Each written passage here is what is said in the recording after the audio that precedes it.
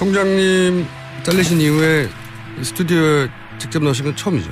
예, 처음입니다. 네. 앞으로는 자주 있을 예정으로. 저 혼자 생각 중인데. 백수 생활을 오래 하셔서 그런지 피부가 아주 좋으세요. 네, 마음 잘 다스리고 네. 뭐 그림도 그리고 잘 치는 덕분이라고 생각합니다. 네, 아주 얼굴 좋으신데 요 인터뷰를 하고 나서도 계속 얼굴이 좋아질지는 잘 모르겠습니다. 제가 스튜디오에 오시려고 진짜 한 10고 초려 정도 했거든요. 10고 초려. 네. 자, 드디어 모셨습니다. 먼저 이 질문부터 드리겠습니다. 이 박근혜 정부와 국정원 댓글 수사를 하시다가 부딪히셨죠. 그러니까 청와대 말을 안 들은 거죠. 수사 의지를 너무 강력하게 보이시다가 처참하게 잘리신 분인데 최근에 이 박근혜 최순실 게이트를 보면서 어떤 느낌이 드시는지 간단한 소회부터 먼저 한마디 해 주십시오. 네, 제가 갑자기 검찰총장을 일상의 이유로 그만둔 이후에 많은 자성의 시간을 보내왔었습니다. 그런데 최근 최순실 국정농단 사태 이전에는 검찰 돌아가는 걸 보면서 뭐 우라가 치밀 때도 있고 많은 걱정이 되기도 했었습니다. 그런데 특검이 가동되고 또 특검이 본격 수사를 나서는 걸 보면서 국민 여러분들께서도 마찬가지시겠지만은 많은 위로도 되고 또 경우에 따라서는 안타까울 때도 있고 그렇습니다. 위로가 되신다는 건 기본적으로 특검이 잘하고 있다는 얘기겠죠? 네, 저는 그렇게 생각을 합니다. 자, 그러면 과연 이 분야의 전문가가 맞는지 얼마나 이 분야에 계셨는지 잠깐 제가 먼저 짚어보면 검찰이 되신 게 나이가 언제셨죠? 그때? 네, 군 복무 3년 마치고 29살에 서울지검 검사로 임관을 했습니다. 29살에. 예. 그리고 확 잘리신 게? 총장 6개월 하고. 6개월? 예. 2013년 9월 30일자로 퇴직을 했는데 그때가 55살이었습니다. 29년. 제가 알기로는 헌정사상 최단기 검찰총장이었어요. 6개월. 6개월 검찰총장을 하셨고 그런 배경 지식을 가지시고요. 그러니까 사회생활 하시고 검찰에만 계신 거죠? 쭉. 네. 그리고 네. 백수 3년 했습니다. 백수 3년. 많이 들으셨어요, 방송이? 자, 먼저 이제 특검 연장. 황교안 대행이 이제 저는 특검 연장을 안 할 것 같은데 자, 이 부분을 한번 짚어보겠습니다. 안 하겠죠?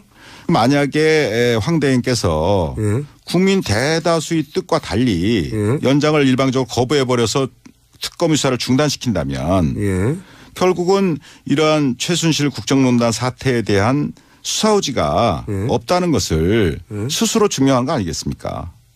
지금 안 해줄 것 같은데 그 말씀을 좀 제 나름대로 해석을 하면 특검 연장을 안 해주면 수사 의지가 없는 거다. 안 할 것 같은데 안 한다면 이유가 뭘까요? 다 아시다시피 황교안 대행 역시 국민 대다수 분들이 이번 국정농단 사태의 공동 책임자 중에 한 사람 아니냐라는 그 의혹을 제기하고 있지 않습니까? 그런 의혹은 이 정부 들어와서 뭐 법무부 장관을 오래 하셨고 또 총리를 계속 하셨고 이젠 대행까지 하고 있고 그 과정에서 이런 농단 사태가 다 벌어졌지 않습니까? 다 벌어졌어요. 그 말씀은 특검 연장을 안 하면 자기 책임이 드러날까 봐 안 하는 거다? 결국은 수사를 계속해야 하는 특검에서 수사를 계속해야 하는 상황에서 연장을 안 해줘서 수사를 갑자기 멈추게 한다면 이러한 국민들로부터 받고 있는 본인 연루 의혹에 대해서 해소시킬 수 있는 기회를 스스로 놓치는 것이다 라고 생각을 합니다. 그러니까 논리적으로 보자면 본인이 연루되지 않았다면 털 기회인데 그걸 연장 안 하는 걸 보면 본인이 연루된 거 아니냐. 라는 의혹이 또 제기될 수도 있다는 얘기입니다. 네. 그런 의혹이 제기될 수 있는 수준이 아니라 그런 거 아닌가요? 본인이 연루된 게 나올까 봐 특검 연장을 안 한다. 이렇게. 뭐 제가 전직 총장으로서 그런 말씀 드리는 건 적절치 않다고 보는데요. 어쨌든 특검을 연장해서라도 본인의 국민들적 의혹을 해소시키는 것이 황교안 대행 본인에게도 좋을 것이다. 또 그것이 국민들이 바라는 바일 것이다. 라는 게 제 의견입니다. 살짝 약간만 삐딱하게 보면 이게 협박처럼 들려요. 하는 게 좋을 것이다. 자, 그러면은 아까 이야기에 이어서 오늘 이 자리에서는 답변 안 하실 것 같으니까 아까 이어서 특검 연장도 안 되고 영장도 기각되고 그리고 황교안 대행이 이제 연장 안 한다는 결론을 내리는 이런 사태가 아마 이달 말이면 판결이 날 텐데 그때 되면 다시 나와서 굉장히 강력하게 말씀해 주실 거죠? 근데 어떻게 매번 저보고 다시 나오라고 이렇게. 아니 오늘 다 얘기 안 하시니까. 근데 다음에 나오시면은 이제 명단 쫙 들고 와가지고 이름 막 부르고 막 그러실 거죠? 그런 일이 있겠습니까? 네. 들어봅시다. 자, 다음에 나오시면 다음 한번 예약해놓고 자 마지막으로 이 얘기해야 되겠네요. 황교안 대행 이런 말 했어요. 윤석열 검사 자천에 대해서 이제 언론에서도 그렇고 저도 그렇게 알고 있었는데 그리고 사실 총장님이 날아가신 것도 이 댓글 수사를 청와대 의지하고는 다르게 너무 강력하게 밀어붙이다가 날아간 걸로 알고 있는데 황교안 대행이 최근에 한마디 했어요. 윤석열 검사가 자천된 것은 댓글 수사와는 상관이 없고 종합적으로 볼 때 자질의 문제가 있어서 자천된 거다. 이런 식으로 말했단 말이죠. 여기에 대해서는 당시 댓글 수사를 총지휘하셨던 검찰총장이고 그리고 그로 인해서 자천됐다고 알려진 윤 검사에 대해서 이 황교안 대행의 논평에 대해서 한마디 하셔야 될 것 같은데요. 제가 그 국회 대정부 질의 과정에서 예. 황 대행께서 그렇게 답변하시는 기사를 하셨다는 보도를 보고 누가 누구를 평가하나. 이 윤석열 검사는 예. 제가 뭐 오래 전부터 뭐 같이 근무도 하고 데려두고도 일하고 뭐 지휘도 하고 또 마지막으로 제가 이제 국정원 댓글 사건 수사팀장으로 임명도 하고 그래서 수사하다가 저는 이제 일신상에서 먼저 나가고 그랬습니다만은 본인 그런 오랜 오래 겪어본 그 선배 입장에서 생각을 한다면 뭐 제 나름대로 평가를 하고 싶은 생각도 듭니다. 뭐라고 평가하시겠습니까? 우선 황교안 대행은 자질이 문제가 있어 신뢰가 없어 자천했다는 거거든요. 한마디로 요약하면. 전 뭐 거기에 대해서는 아까 그 말로 답변을 대신하고요. 누가를 평가하냐? 제 생각으로는 이 윤석열 검사는 지금 뭐 특검팀에서 열심히 뭐 쥐야창창 수사를 하고 있는 것 같은데 아주 치밀하고 해박한 법률 전문가입니다. 법률 이론가예요. 기본적으로. 그다음에 어떤 법과 원칙에 어긋나는 것 거기에 대해서는 단호히 거부합니다. 오케이. 저한테도 많이 거부했어요.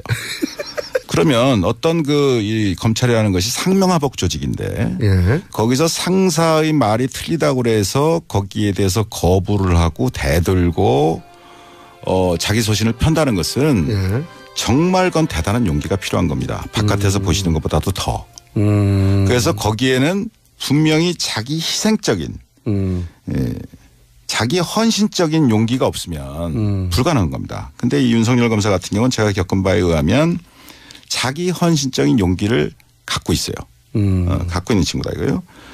그다음에 또 아주 다이내믹합니다. 신중하면서도 다이내믹해서 말하자면 예리한 칼잡이다.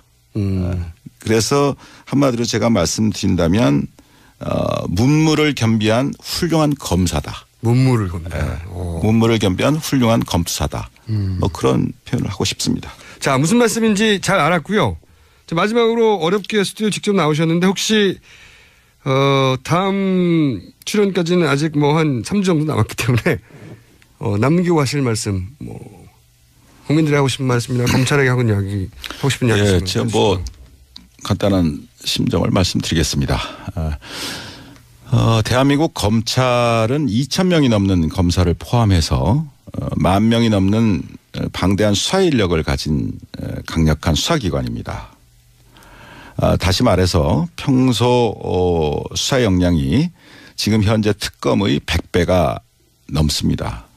수사 역량 면에서 100분의 1도 안 되는 20명의 특검 검사들이 불과 몇 달이란 짧은 단기간에 이전 검찰의 수사보다는 비교할 수 없을 정도의 성과를 내고 있지 않습니까? 그래서 그러한 그 상황을 바라다 보면서 참 현재의 이 검찰 후배들은 상당히 마음속이 부끄럽고 또 참담한 그런 심정이라고 믿습니다. 저 또한 그런 심정입니다. 그래서 이번 특검을 보면서 권력의 개가 되어서 권력의 입맛에 맞게 수사하는 것과 국민의 검찰로 법과 원칙대로 수사하는 것의 이 극명한 차이를 그리고 검찰이 이 지경이 되도록 만든 정치 검사들의 말로를 우리 정의로운 젊은 검사들이 꼭 마음에 새기고 잊지 말기를 바랍니다. 자기 손에 쥐어진 칼로 자신의 팔다리를 베어서라도 국민의 검찰로 다시 태어나기를 바랄 뿐입니다. 마음에 와닿는 마지막 말씀이었습니다. 오늘 여기까지 하고요. 그럼 3주에 다시 나오는 걸로 하고 생각해보고 여기까지 하겠습니다. 지금까지 어렵게 모신 최동욱 전 검찰총장이었습니다. 감사합니다. 감사합니다.